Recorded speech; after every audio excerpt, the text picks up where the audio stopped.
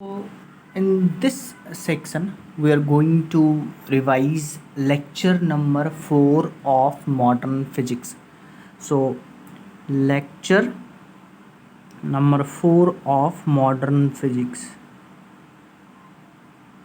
Modern physics. इस lecture में हम बात करेंगे, पहले तो लास्ट लेक्चर में जो हमने एक नोट पढ़ा था उस नोट को समझेंगे, उस पर कुछ ग्राफ समझेंगे। फिर हम ये देखेंगे कि कैसे आइंस्टाइन ने फोटो इलेक्ट्रिक इफ़ेक्ट को समझाया था और उनका इक्वेशन क्या था, और उसके ऊपर उस इक्वेशन के ऊपर बेस्ड हम क्वेश्चन देखेंगे। पहले तो कल के नोट को वापस से यहाँ पे लिखते हैं और उसको समझेंगे डिटेल में। सो कल का नोट ये था कि stopping potential depends on frequency of incident radiation and nature of emitter plate. It is independent from intensity and nature of collector plate. अच्छा, इसको अब डिटेल में समझते हैं। सो इसमें उस नोट में पहला पॉइंट था कि जो स्टॉपिंग पोटेंशियल है, स्टॉपिंग पोटेंशियल मतलब जो वी नॉट की बात कर रहे हैं। देखिए, हमने बोला था कि ये था एमीटर प्लेट, यानी कि ये इलेक्ट्रॉन एमिट करेगा ये प्लेट, और ये था कलेक्टर प्लेट। नॉर्मली जो कलेक्टर प्लेट था वो पॉजिटिव था, और ये कलेक्टर प्लेट जो पॉजिटिव था वो क्या कर रहा था, इस इलेक्ट्रॉन को अट्रैक्ट कर रहा था। लेकिन हमने जैसे ही पोलैरिटी रिवर्स किया, इसको नेगेटिव किया, इसको नेगेटिव किया, इसको पॉजिटिव किया, तो जैसे ही हमने इस प्लेट को नेगेटिव किया और जैसे ही हम नेगेटिव पोटेंशियल बढ़ाएंगे तो एक ऐसा पोटेंशियल आएगा जहाँ पे जो मैक्सिमम काइनेटिक एनर्जी इलेक्ट्रॉन लिए हुए है वो स्टॉप हो जाएगा, उसको बोलते हैं स्टॉपिंग पोटेंशियल। अब ये जो स्टॉपिंग पोटेंशियल है ये फ्रीक्वेंसी ऑफ लाइट पे डिपेंड करता है। क्यों साहब? देखिए, जो सोर्स से लाइट आ रहा है, जो मेटल से टकराएगा, इमीटर से टकराएगा, अगर हम इस सोर्स का फ्रीक्वेंसी बढ़ा दे, फ्रीक्वेंसी न्यू बढ़ा दे, तो आप देखिए energy is equal to h nu होता है। जैसे ही आपने फ्रीक्वेंसी बढ़ाया सोर्स का, यानी कि आपने सोर्स में से निकलने वाले फोटोन का एनर्जी बढ़ाया। जैसे ही आपने फोटोन का एनर्जी बढ़ाया तो पहले जब वो फोटोन मेटल में टकरा रहा था तो वहाँ इलेक्ट्रॉन को कुछ एनर्जी दे रहा था। जैसे ही आपने फोटोन का एनर्जी बढ़ाया तो ये इलेक्ट्रॉन के पास और ज़्यादा एनर्जी आएगा, और इलेक्ट्रॉन के पास और ज़्यादा एनर्जी आएगा तो उसको रोकने के लिए और पोटेंशियल, स्टॉपिंग पोटेंशियल लगाना पड़ेगा। तो इसीलिए जैसे ही आप फ्रीक्वेंसी बढ़ाते हैं तो स्टॉपिंग पोटेंशियल बढ़ता है। अच्छा, एक तो स्टॉपिंग पोटेंशियल फ्रीक्वेंसी पे डिपेंड कर रहा है, दूसरा ये एमीटर जो प्लेट है, जो इलेक्ट्रॉन एमिट कर रहा है, इसके ऊपर भी डिपेंड करता है। कैसे? फॉर एग्जाम्पल अगर एमीटर प्लेट से इलेक्ट्रॉन निकल रहा है और ये जो एमीटर प्लेट है,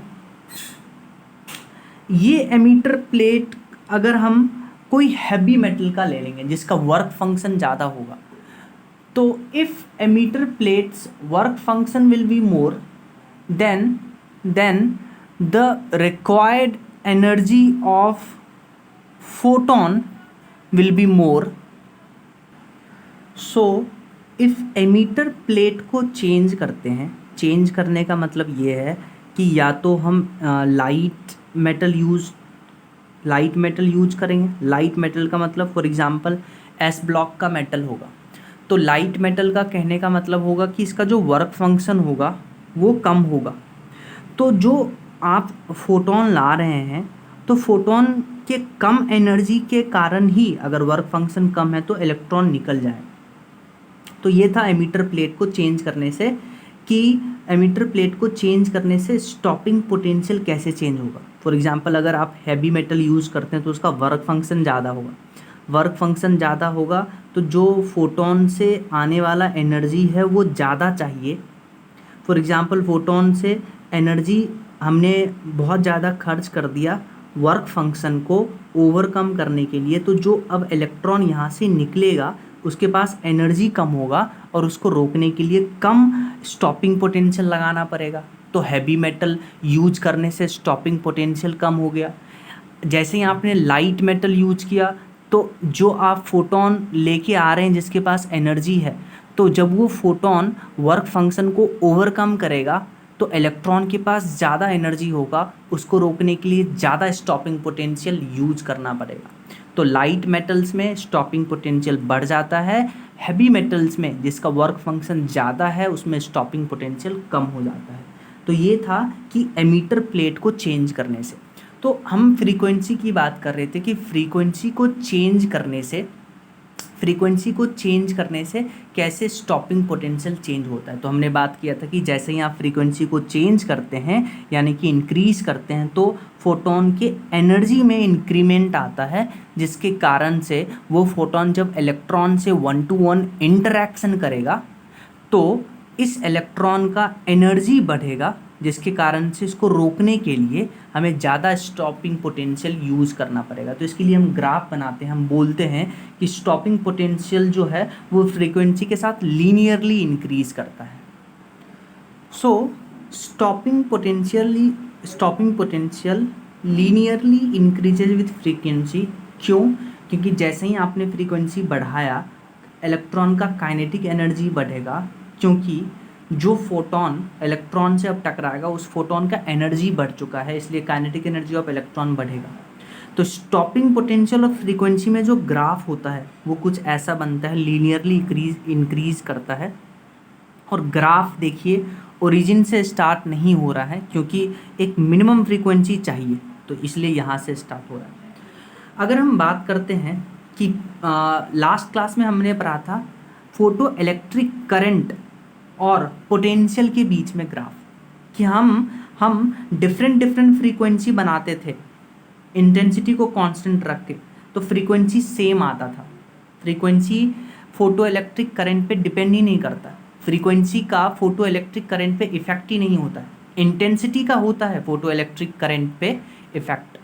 पर जैसे ही हमने इंटेंसिटी कांस्टेंट रख दिया तो इंटेंसिटी कांस्टेंट रखने से फोटो इलेक्ट्रिक करंट पे फ्रीक्वेंसी का इफेक्ट ही नहीं होता, इसलिए ग्राफ में फ्रीक्वेंसी 1 यानी कि न्यू1 इज इक्वल टू न्यू2। अब जैसे ही आपने फ्रीक्वेंसी बढ़ाया, आप इसको देखिए, फ्रीक्वेंसी आपने बढ़ाया यानी कि ये V2 इज ग्रेटर देन न्यू1 है, न्यू2 इज ग्रेटर देन न्यू1 है, फ्रीक्वेंसी आपने बढ़ाया तो स्टॉपिंग पोटेंशियल बढ़ेगा। तो अब आप देखिए ओरिजिन से आप इधर जाइए, तो हम मैग्नीट्यूड की बात कर रहे हैं, तो stopping potential 2 will be greater then stopping potential 1 magnitude wise, and therefore frequency 2 is greater than frequency 1, और फ्रीक्वेंसी न्यू होता है c/λ, तो फ्रीक्वेंसी ज़्यादा है तो लैम्डा कम होगा, इसलिए λ1 इज ग्रेटर देन λ2। तो जैसे ही आपने फ्रीक्वेंसी बढ़ाया काइनेटिक एनर्जी ऑफ इलेक्ट्रॉन बढ़ेगा, दस stopping potential increases magnitude wise, ये ध्यान रखिएगा। तो stopping potential 2 will be greater then stopping potential 1। Negative में है तो ऐसा नहीं सोचना है कि नेगेटिव में ज़्यादा है तो कम होगा, नेगेटिव में कम है तो ज़्यादा, हम मैग्नीट्यूड वाइज बात कर रहे हैं। तो ये था effect of frequency on stopping potential.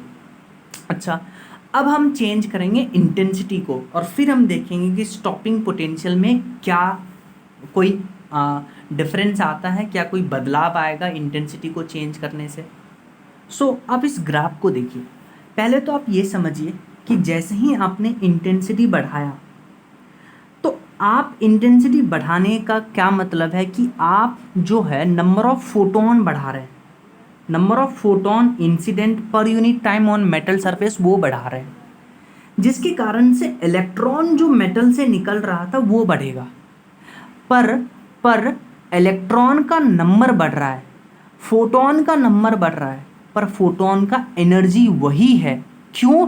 क्योंकि इंटेंसिटी बढ़ाने से फोटोन का एनर्जी चेंज नहीं होता है, फोटोन का एनर्जी तभी चेंज होगा जब आप फ्रीक्वेंसी चेंज करिएगा, पर आपने इंटेंसिटी चेंज किया है जिसके कारण से फोटोन का एनर्जी कांस्टेंट है, इसीलिए जो इलेक्ट्रॉन निकलेगा मेटल के सरफेस से उसका वही एनर्जी होगा जो पहले था, इसीलिए इंटेंसिटी का स्टॉपिंग पोटेंशियल के साथ कोई रिलेशन नहीं है। आप इंटेंसिटी बढ़ाइएगा पर स्टॉपिंग पोटेंशियल वही होगा। इसलिए आप इस ग्राफ में देखिए I1 था पहले, आपने I2 कर दिया तो स्टॉपिंग पोटेंशियल वही है। हाँ, आपने इंटेंसिटी बढ़ाया है तो पहले करंट ये था, अब करंट ये हो जाएगा।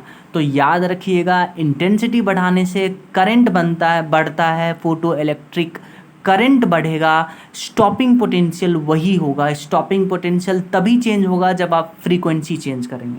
तो on changing intensity number of photon incident per unit time changes but energy of photon remains same. That is why stopping potential do not change with intensity. Very important. फिर एक important point क्या है कि पहले हम ये जो आप ग्लास ट्यूब देख रहे हैं, पहले जब हम फोटो इलेक्ट्रिक इफेक्ट करवा रहे थे तो इस ग्लास ट्यूब में हम वैक्यूम क्रिएट किया। सो इस ग्लास ट्यूब में पहले हम वैक्यूम ले रहे थे, पर अब हमने क्या किया, इस ग्लास ट्यूब में वैक्यूम के जगह पे हम क्या कर रहे हैं, एक गैस ले रहे हैं। वैक्यूम के जगह पे हमने गैस लिया। तो जैसे ही गैस लिया तो अब ये जो इलेक्ट्रॉन इस एमीटर से निकलेगा, ये इलेक्ट्रॉन इस गैस के मॉलिक्यूल से टकराएगा और टकराने के बाद इलेक्ट्रॉन का जो स्पीड था वो कम होगा, यानी कि इलेक्ट्रॉन का जो काइनेटिक एनर्जी था वो कम होगा। और इलेक्ट्रॉन का काइनेटिक एनर्जी कम हुआ तो आप स्टॉपिंग पोटेंशियल आपको कम ही चाहिए उसको रोकने के लिए। Therefore, by changing the environment of this glass tube, vacuum से हम गैस इसमें भर रहे हैं तो स्टॉपिंग पोटेंशियल डिक्रीज करेगा। तो इस पॉइंट को भी लिख लेते हैं।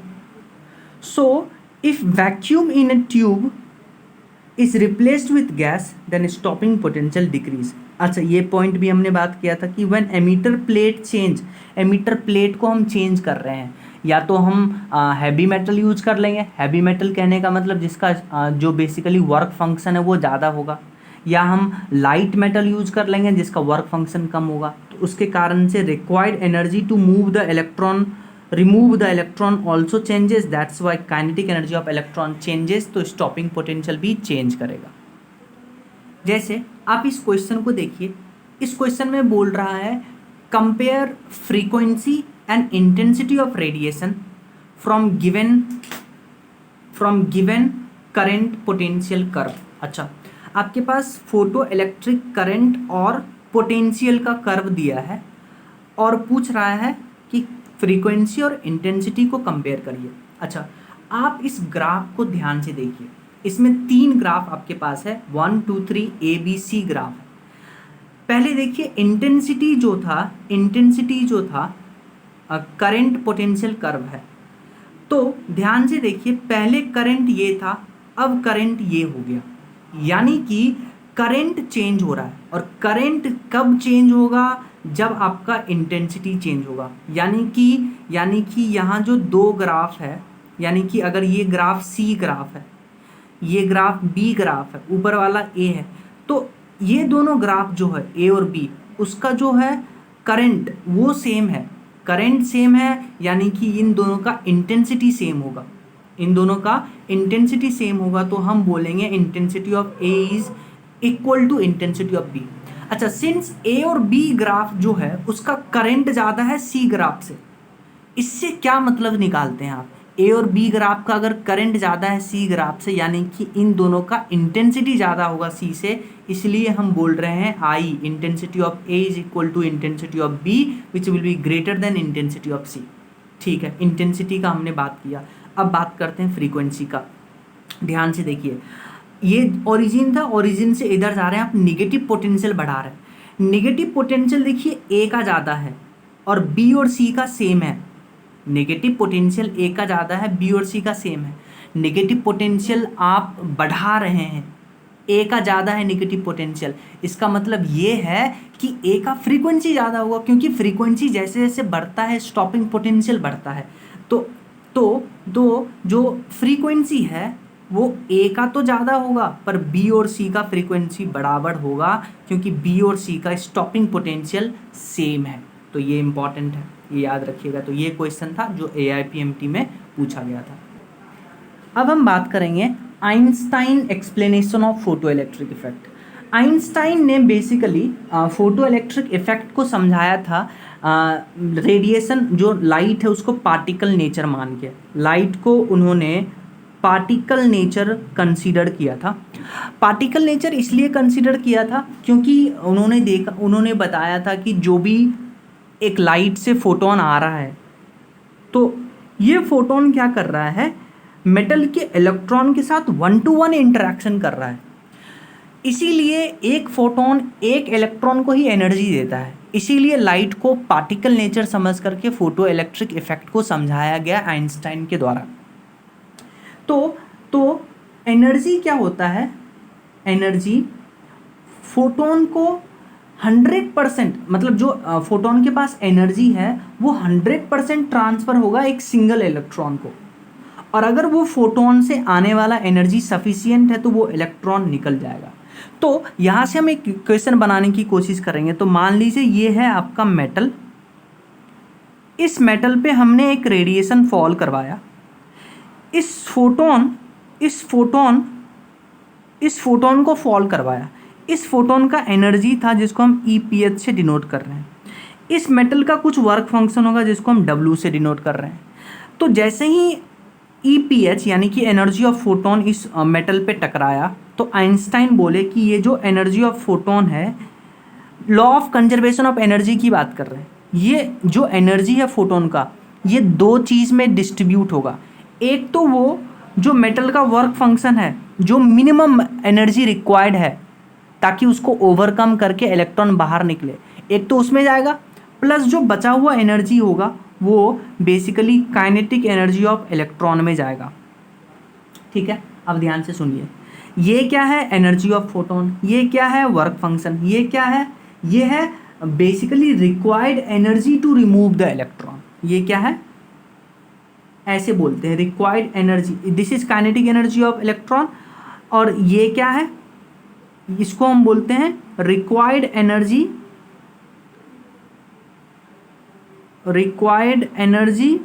टू रिमूव इलेक्ट्रॉन, अच्छा अब ध्यान से सुनिए, यहां से हम लिख सकते हैं kinetic energy of electron is equal to energy of photon minus required energy, लिख सकते हैं। ध्यान से सुनिए, अगर ये रिक्वायर्ड एनर्जी मतलब मिनिमम लेते हैं तो यही वर्क फंक्शन होता है, और अगर रिक्वायर्ड एनर्जी मिनिमम है तो काइनेटिक एनर्जी मैक्सिमम होगा। तो यहाँ से हम लिख सकते हैं kinetic energy maximum of electron, maximum kinetic energy of electron is equal to energy of photon minus work function.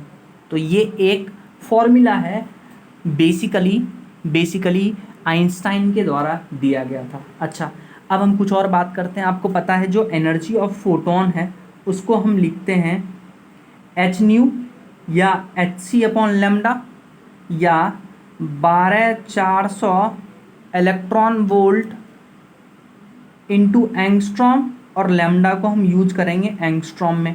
ये एक फॉर्मूला आ गया, ये एनर्जी ऑफ फोटोन है। फिर वर्क फंक्शन का फॉर्मूला आता है hν0 या hc/λ0 या 12400 electron volt into angstrom divided by λ0 को यूज करेंगे हम एंगस्ट्रॉम में। ये एक फॉर्मूला आता है। फिर आपको पता है काइनेटिक एनर्जी मैक्सिमम का जो फॉर्मूला आता है, Ke मैक्स का फॉर्मूला आता है, वो होता है eV0, जहाँ पे E है इलेक्ट्रॉन का चार्ज और V0 है स्टॉपिंग पोटेंशियल। और काइनेटिक एनर्जी का बचपन से फॉर्मूला जानते हैं हम, 12m mass of electron into V max का स्क्वायर। तो ये सब आपको ध्यान में रखना पड़ेगा और इसी को यूज करके हम सभी क्वेश्चन को सॉल्व करेंगे। सो इसको लिख लेते हैं। So Einstein explain photoelectric effect from particle nature of radiation. Energy particle photon transfer its 100% energy to single electron, and if it is sufficient to remove the electron comes out from metal surface। ये याद रखिएगा। तो photon जो है, photon का energy उसको हम दो पार्ट में डिवाइड करते हैं। एक तो required energy to remove the electron, और बचा हुआ एनर्जी उसके काइनेटिक एनर्जी में जाएगा। तो यहाँ से काइनेटिक एनर्जी ऑफ इलेक्ट्रॉन लिख सकते हैं energy of photon minus required energy. अच्छा, अगर रिक्वायर्ड एनर्जी मिनिमम हुआ तो इसी को वर्क फंक्शन कहते हैं और काइनेटिक एनर्जी मैक्सिमम हो जाएगा। तो maximum kinetic energy can be given is equal can be equate into energy of photon minus work function. ठीक है, एनर्जी ऑफ फोटोन को लिखते हैं एच न्यू या एस सी अपॉन लेमडा, और या इसको अभी ऐसे भी लिख सकते हैं 12 electron volt into angstrom upon lambda in angstrom. Work function को लिखते हैं एच न्यू नॉट और H C upon lambda not, और एस सी को लिख सकते हैं 12400 electron volt into angstrom. Lambda not को हम एंगस्ट्रॉम में यूज करेंगे। काइनेटिक एनर्जी मैक्सिमम का फॉर्मूला होता है ई वी नॉट, जहाँ पे वी नॉट होता है स्टॉपिंग पोटेंशियल, और काइनेटिक एनर्जी का बचपन से फॉर्मूला पता है, half into mass of electron into v max का स्क्वायर, वी मैक्स का स्क्वायर। अब हम कुछ क्वेश्चन देखेंगे। इस क्वेश्चन को पढ़िए। Wavelength of incident radiation is 4000 angstrom and threshold wavelength of metal is 5000 angstrom. तो आपसे पूछा है find out maximum kinetic energy of emitted electron, stopping potential and maximum velocity. अच्छा, वेवलेंथ ऑफ इंसिडेंट रेडिएशन है lambda है 4000 angstrom और threshold wavelength है lambda naught है 5000 एंगस्ट्रॉम। तो पूछा maximum kinetic energy of electron, तो हम ये फॉर्मूला यूज करेंगे जो आइंस्टाइन के द्वारा दिया था कि energy of photon is equal to work function plus के ई मैक्स। अच्छा, एनर्जी ऑफ फोटोन को हम लिख सकते हैं एच सी अपॉन लेमडा, वर्क फंक्शन को फाइव ही रहने देते हैं प्लस के ई मैक्स। ध्यान से सुनिएगा, एच सी अपॉन लेमडा निकालने के लिए हम 12400 इलेक्ट्रॉन वोल्ट इंटू एंगस्ट्रॉम और लेमडा दिया है जो लाइट का है वो 4000। सिमिलरली फाइव को लिख सकते हैं एच सी अपॉन लेमडा नॉट, तो वहीं पे रख के ऐसे कर दिए तो आपका आंसर आ जाएगा। तो आप एक बार देखिए इसको। फिर स्टॉपिंग पोटेंशियल निकालना है, तो काइनेटिक एनर्जी मैक्सिमम आ गया, इस काइनेटिक एनर्जी मैक्सिमम को हम ऐसे तो लिख सकते हैं ई वी नॉट, तो स्टॉपिंग पोटेंशियल आ जाएगा के ई मैक्स अपॉन ई, के ई मैक्स आ गया, ई से ई खत्म हो जाएगा तो 0.62 आ जाएगा स्टॉपिंग पोटेंशियल। फिर निकालना है मैक्सिमम वेलोसिटी, तो मैक्सिमम वेलोसिटी के लिए आपको पता है काइनेटिक एनर्जी मैक्सिमम होता है half into mass of electron into v max का स्क्वायर, तो यहाँ से वी मैक्स आ जाएगा। ठीक है, नेक्स्ट क्वेश्चन देखिए, इसमें बोला है wavelength of incident radiation is 4000 angstrom and stopping potential of emitted electron is 1 volt, find out threshold wavelength of the metal.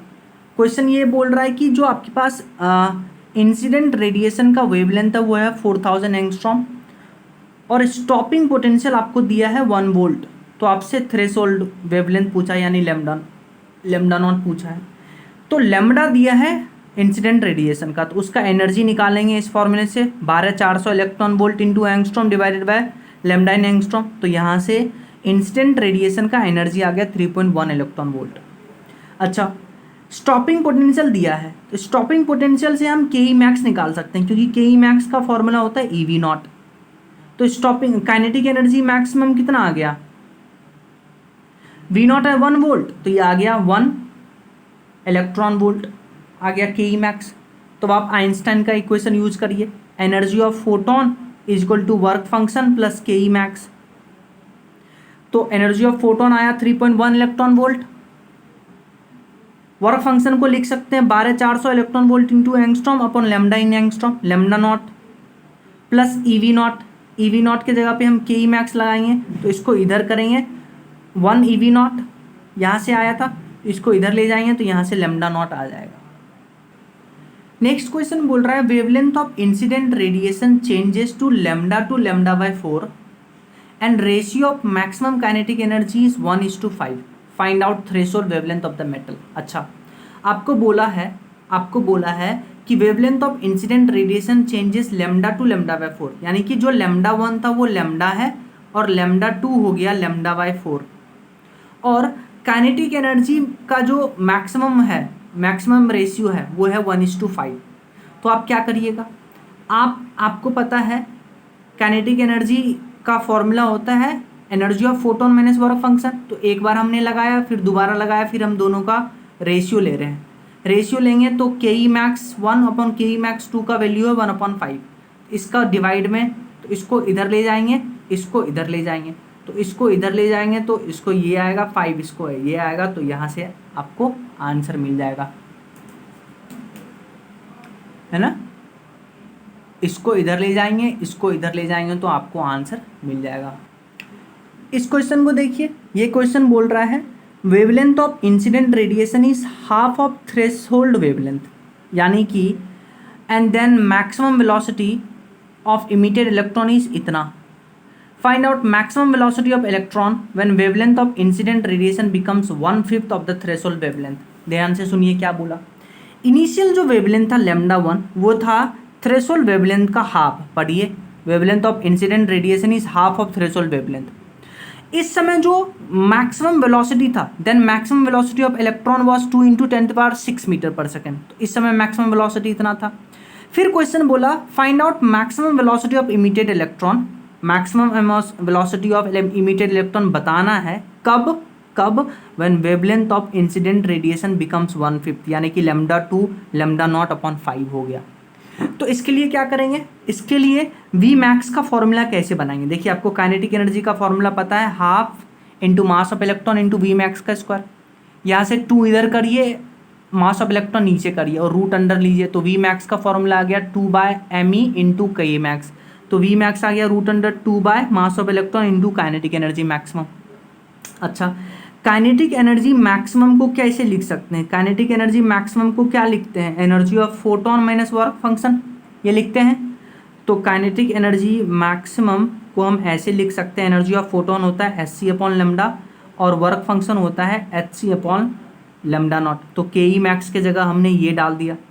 तो आप ध्यान से देखिए, वी मैक्स ये कांस्टेंट है, ये कांस्टेंट है, तो v max is directly proportional to hc constant है, तो hc को बाहर कर दिए तो 1/λ माइनस 1/λ0। अच्छा, λ0 तो हम वी मैक्स अपॉन V2 का इसका रेशियो लेंगे, तो यहाँ से कर करके हम आंसर निकाल सकते हैं, तो ये याद रखिएगा। फिर इस क्वेश्चन को पढ़िए, AIPMT में आया, सारा क्वेश्चन AIPMT में आया हुआ है। Wavelength of incident radiation is λ, very good. Then velocity of emitted electron is v, ठीक है। When wavelength becomes 3λ/4 then maximum velocity will become, क्या बोला, इनिशियल जो वेवलेंथ था वो था λ, यानी wavelength of incident radiation is λ। उस समय जो मैक्सिमम वेलोसिटी था वो था v। फिर जो वेवलेंथ हो गया, देन व्हेन वेवलेंथ बिकम्स 3λ/4, यानी कि λ2 हो गया 3λ/4, तो उस समय मैक्सिमम वेलोसिटी पूछा है। कैसे करेंगे, ध्यान से देखिए। अभी हमने पढ़ा है कि जो मैक्सिमम वेलोसिटी का फॉर्मूला था वो था √2 मास ऑफ इलेक्ट्रॉन इंटू के ई मैक्स। अच्छा, तो वी मैक्स 1 कैसे लिखेंगे, √2 मास ऑफ इलेक्ट्रॉन इंटू के ई मैक्स। क्या होता है के ई मैक्स, क्या होता है के ई मैक्स होता है energy of photon minus work function, तो hc/λ माइनस वर्क फंक्शन कर दिए। फिर वी मैक्स 2 कैसे लिखेंगे, √2/me। वी मैक्स 1 कब था, वी मैक्स जब लैम्डा था। वी मैक्स 2 कब है, जब लैम्डा जो है 3λ/4 है। वी मैक्स 1 कब है, जब λ1 लैम्डा था। वी मैक्स 2 कब है, जब λ2 3λ/4 हो गया। तो यहाँ से वी मैक्स 2 क्या लिखेंगे, hc/3λ/4 माइनस वर्क फंक्शन। अच्छा, इसको आप मॉडिफाई करिए 2/me, ये 4 ऊपर जाएगा तो 4/3 hc/λ माइनस वर्क फंक्शन। हम क्या कर रहे हैं, √4/3 कॉमन ले रहे हैं। सो √4/3 कॉमन लिए तो ये बचेगा √2/me hc/λ minus 3 work function divided by 4।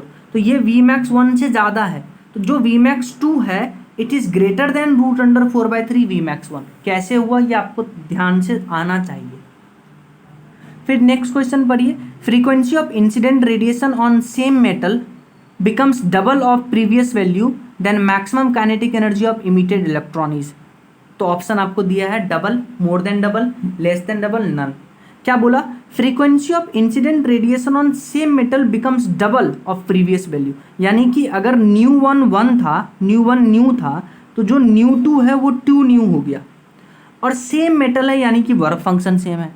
तो हमने पहली बार लगाया एनर्जी का equation, energy equal to work function plus के ई मैक्स। तो इसको लिखेंगे, पहला जो एनर्जी था वो था h new, work function plus के ई मैक्स 1, इस समय के ई मैक्स 1 था। फिर जो न्यू हो गया वो 2 न्यू हो गया, तो एनर्जी हो जाएगा 2h new work function plus के ई मैक्स 2।